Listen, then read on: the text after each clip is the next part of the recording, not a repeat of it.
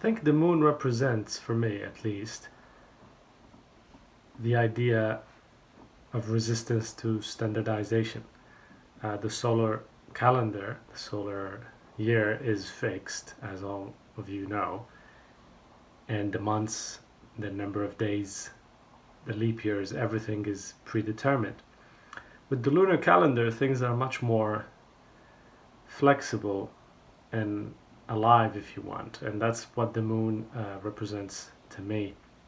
Every month, you have to wait until the end of it and go out inside the crescent and see if you see it or not.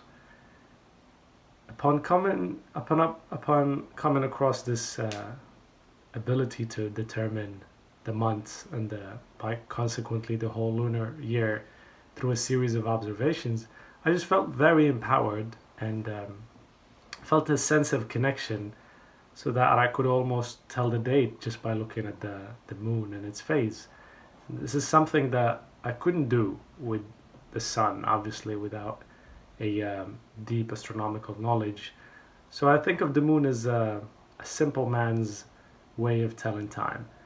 And so simple, in fact, that everybody knows that the full moon is the middle of the lunar month, and the new moon, as we call it, the new moon, is the birth of the new month.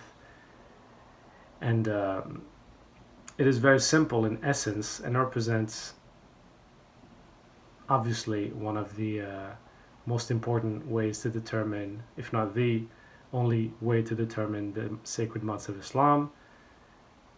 And it's very refreshing for me, particularly when it comes to the sighting of the beginning of Ramadan, because amidst the confusion and the different choices of dates and sighting methods, I just really give myself a lot of peace by going out on my own on the rooftop, usually on the 29th of the month preceding Ramadan, Shaban. And if I see it with my own naked eye, then tomorrow is Ramadan for me. And if not, then I add one day, and that gives me a big sense of relief that without any sophisticated technology or calculation, we could determine the beginning of Ramadan.